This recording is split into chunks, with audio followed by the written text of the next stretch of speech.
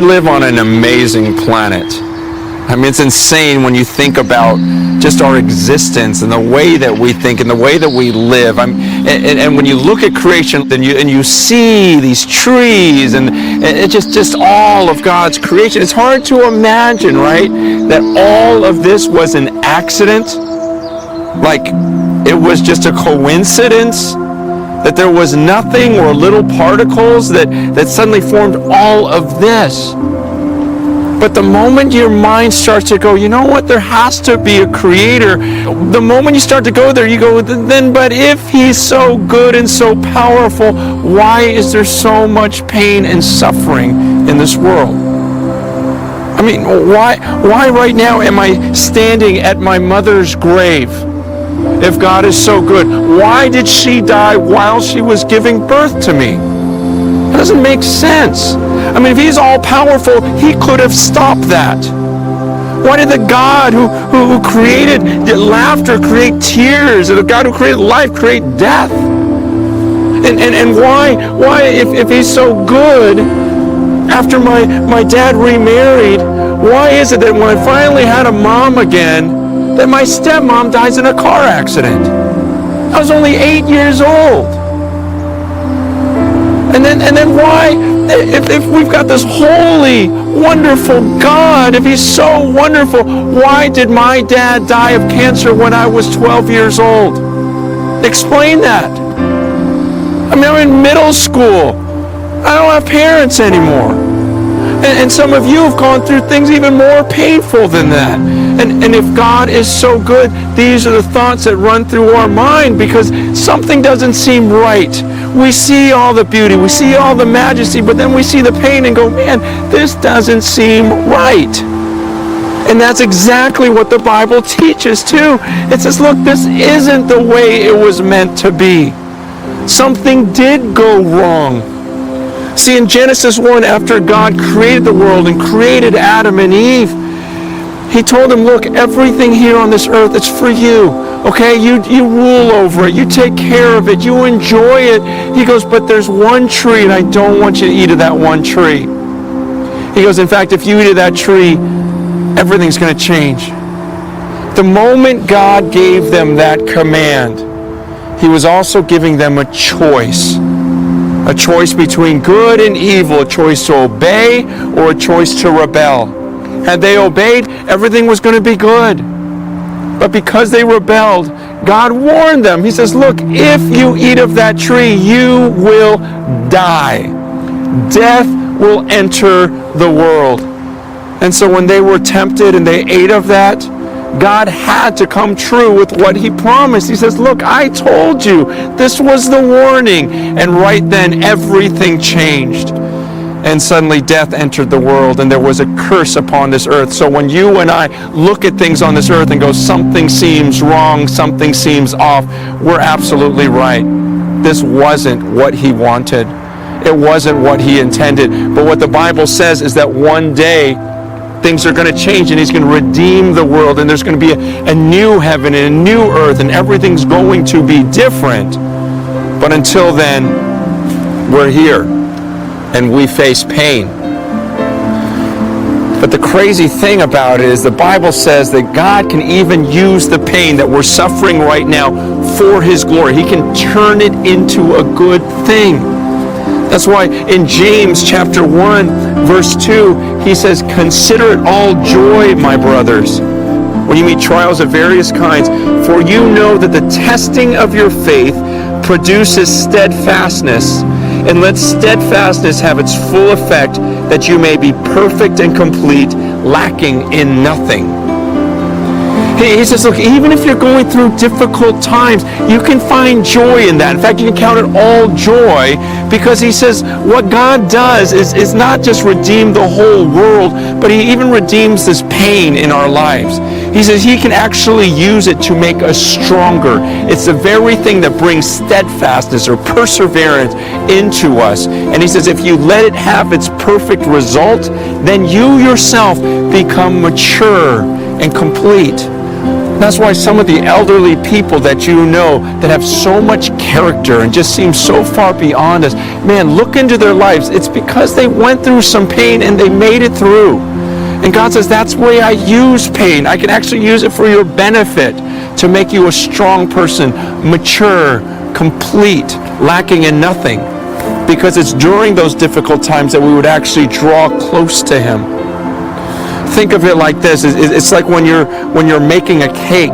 You use ingredients like flour and butter and eggs and sugar. And if you look at each ingredient, like the butter, you ever take like a half a cube of butter and throw it in your mouth and suck on it? I mean, it's gross. Or you take a handful of flour and throw it in your mouth. Terrible. Or you crack an egg, it's horrible. And the sugar's fine, but you mix it all up and you throw it in an oven and out comes this mature, complete. You're concerned about the end result. And that's what God's saying, is there are ingredients He throws in our lives. But what we don't understand is, man, those things mixed in, He's concerned about who we are at the end of our lives. He says you can use this process to redeem you. It will make you mature and complete. In fact, the Bible says later on in verse 12, it says, blessed is the man who remains steadfast under trial. For when he has stood the test, he will receive the crown of life, which God has promised to those who love Him. He says the person who makes it through and doesn't just freak out and curse God and just ditch Him. The person who actually perseveres through the trial, because there's something that trial does in us to strengthen us. It's easy to love God when He just gives you everything you want. But what if you go through some difficult times? Do you actually cling to Him for that? Do you cling to Him during those times? Do you draw near in faith to Him? Because He says the person who receives the crown of life is the person who loves Him. And the person who loves Him is the one who endures the trial. You see, trials can actually be a good thing. I can look back at my life now and say, God, I'm actually grateful that my parents died at a young age, because it caused me to think differently about life. From the time I was in middle school on, I started to ask myself questions like, what is this all about? I don't take any day for granted. I don't take for granted that I have tomorrow. That by the time you're watching this, that I'm still going to be on the earth. I don't know that. And so I make the most of every day. When I put my kids to bed at night, man, I don't just assume, I'll see them tomorrow. All these are good things. It caused me to cherish life, but it also caused me to pursue God.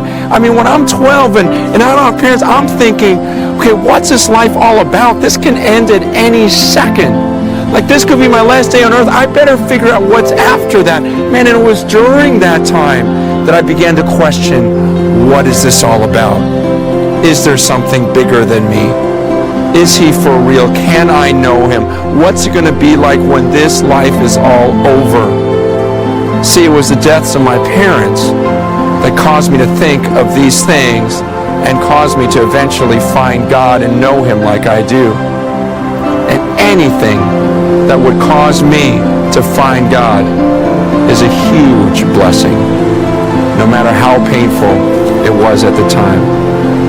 I've met many people who've come to God, come to know Him through the most painful times of their lives, because they saw, okay, this can't be coincidence, but I don't understand this pain. But it's as they tried to figure it out, they found God.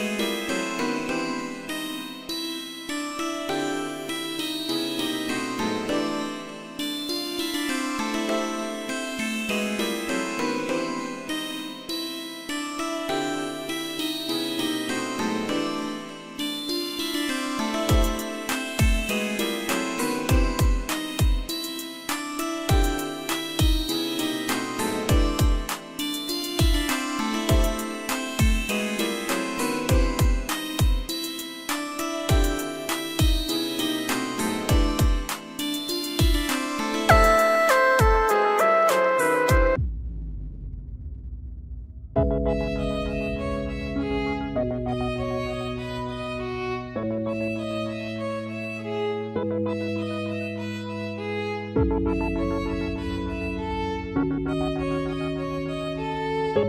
you.